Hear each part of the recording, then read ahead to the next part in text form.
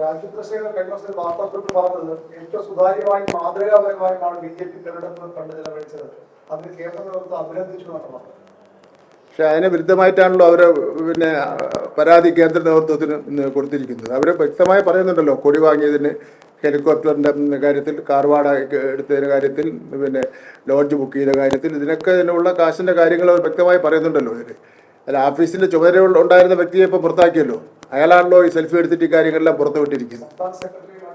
സംസ്ഥാന സെക്രട്ടറിയെ മാറ്റി നിർത്തിയിരിക്കുന്നു. കേന്ദ്ര ഗവൺമെൻറ്, കേന്ദ്ര BJP നേതൃത്വം അന്വേഷണത്തിന് വേണ്ടി ഉത്തരവിട്ടിരിക്കുന്നു. ഇത് BJPയിൽ മാത്രം അന്വേഷണത്തിൽ ഒതുങ്ങി നിൽക്കേണ്ട കാര്യമല്ലല്ലോ. ഇത് എവിടെ നിന്നാണ് ഈ കാശ് കിട്ടിയത്? ജനങ്ങളുടെ കാശ് ഉണ്ടാവും ഇതിൽ. അത് എങ്ങനെയാണ് ലഭിച്ചത്, എങ്ങനെയാണ് ചെലവഴിക്കേണ്ടത്, ഈ കാര്യങ്ങളൊക്കെ തന്നെ ഒരു തെരഞ്ഞെടുപ്പ് ചട്ടങ്ങൾ നമ്മുടെ നാട്ടിലുണ്ടല്ലോ. അപ്പോൾ കോടിക്കണക്കിന് രൂപ ഇപ്പം നിയമമണ്ഡലത്തിൽ തന്നെ ചെലവഴിച്ചതിൻ്റെ കണക്ക് ഇതുവരെ അദ്ദേഹം പ്രഖ്യാപിച്ചിട്ടില്ലല്ലോ. എത്രയോ പ്രാവശ്യം 50 കോടിയിലധികം വരുന്ന രൂപ അവിടെ ചെലവഴിച്ചു എന്ന് ഞാൻ എത്രയോ പ്രാവശ്യം പറഞ്ഞിട്ട് പോലും അതിനെ നിഷേധിച്ചുകൊണ്ട് ഒരു അഭിപ്രായം പറയുന്നതിന് വേണ്ടി അദ്ദേഹം തയ്യാറായിട്ടില്ലല്ലോ. എന്തായാലും ഈ കാര്യത്തെ സംബന്ധിച്ചിടത്തോളം സംസ്ഥാന ഗവൺമെൻറ് ഒരു അഡ്ജസ്റ്റ്മെൻറ്റ് എല്ലാണ് പോകുന്നത്. സംസ്ഥാന ഗവൺമെൻറ്റിൻ്റെ ആഭ്യന്തര വകുപ്പ് മന്ത്രി ശ്രീ രമേശ് ചെന്നിത്തല ഇക്കാര്യത്തിൽ അദ്ദേഹം ഇടപെട്ടിട്ട് ഒരു ഉന്നത തലത്തിലുള്ള സ്പെഷ്യൽ ടീമിനെ ഇതിനെ അന്വേഷിക്കുന്നതിന് വേണ്ടി ചുമതലപ്പെടുത്തിയിട്ടാണ്.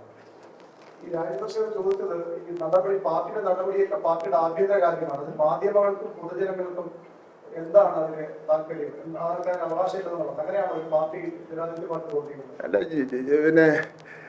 ഒരു രാഷ്ട്രീയ പാർട്ടി ജനങ്ങളുമായിട്ട് ബന്ധപ്പെട്ടാണല്ലോ പ്രവർത്തിക്കുന്നത്. ജനങ്ങളാണല്ലോ രാഷ്ട്രീയ പാർട്ടിയുടെ എല്ലാം എന്ന് പറയുന്നത്. കോടാനുകോടി രൂപ വരികയും പോവുകയും ചെയ്യുകയും ചെലവഴിക്കുകയും ചെയ്യുകയും കാണാതില്ലാതെയും ഇല്ലാതെ എന്ന് പറയുമ്പോൾ ഇത് എവിടെ നിന്ന് വന്നു, എങ്ങനെ വന്നു, ആർക്ക് കൊടുത്തു, എന്തിനു കൊടുത്തു എന്നതിനെ സംബന്ധിച്ചിടത്തോളം അറിയാനുള്ള എല്ലാ അവകാശവും നാട്ടിലെ എല്ലാ പൗരന്മാർക്കും ഉണ്ട്. അത് രാജീവ് ചന്ദ്രശേഖരൻ ഈ കള്ളപ്പണത്തെ ഒളിപ്പിച്ചു വയ്ക്കുന്നതിന് വേണ്ടിയുള്ള ഒരു തന്ത്രമായിട്ടാണ് ഇപ്പോൾ ഞങ്ങളുടെ പാർട്ടിയുടെ കാര്യം ഞങ്ങൾ നോക്കിക്കോളാം എന്ന് പറയുന്നത്. അപ്പം ഞങ്ങളുടെ പാർട്ടിക്ക് തെരഞ്ഞെടുപ്പ് കമ്മീഷൻ്റെ നിയമങ്ങളെല്ലാം ലംഘിച്ചുകൊണ്ട് കോടാനുകോടി രൂപയുടെ ചെലവ് നടത്താനുള്ള അധികാരമുണ്ടോ? അങ്ങനെ അധികാരമൊന്നും BJPക്ക് ഇല്ല. സർക്കാർ കൊണ്ടുവന്ന ഉന്നത വിദ്യാഭ്യാസ സംരക്ഷണത്തിന്റെയൊക്കെ പ്രധാനപ്പെട്ട ആണെന്നാണ് പറയുന്നത്. അതാണല്ലോ പറഞ്ഞത്, ഇത്തരമുള്ള അവസരവാദികളും നമ്മുടെ ഗവൺമെന്റ് വരുമ്പോൾ കടന്നുകൂടും. പക്ഷെ ആ പോസ്റ്റ് അല്ലെങ്കിൽ ആ ലേഖനം പൂർണ്ണമായി വായിക്കുമ്പോൾ 2 വരികൾ മാത്രമാണ് വിമർശനം ഉന്നയിക്കുന്നത്. ബാക്കി പൂർണ്ണമായും ആ ലേഖനത്തിൽ ഇടത് സർക്കാരിനെ പിന്തുണച്ചുകൊണ്ട് മുഖ്യമന്ത്രിയുടെ നിലപാടിനെ പിന്തുണയ്ക്കുകയാണ് അദ്ദേഹം ചെയ്യുന്നത്. ഒപ്പം തന്നെ അവസാന വരെയും UDF സർക്കാരിനെ വിമർശിക്കുന്നുണ്ട്. കാരണം LDF സർക്കാർ ഒപ്പിട്ടു എന്ന് പറഞ്ഞുകൊണ്ട് അതിന് പിന്താങ്ങി പോകുന്നത് ദൂരവ്യാപക പ്രത്യാഘാതങ്ങൾ ഉണ്ടാക്കുമെന്ന് പറഞ്ഞുകൊണ്ടാണ് അദ്ദേഹം ലേഖനം അവസാനിപ്പിക്കുന്നത്. അല്ല, 2 വരി മാത്രം മതിയല്ലോ, ആ മൊത്തം സംഗതി തീർന്നല്ലോ. പിൻവലിക്കാൻ കഴിയില്ല എന്നുള്ളതാണല്ലോ ഏറ്റവും പ്രധാനപ്പെട്ട പ്രശ്നമായിട്ട് ഇവിടെ നാട്ടിൽ ചർച്ച ചെയ്തുകൊണ്ടിരിക്കുന്ന വിഷയം.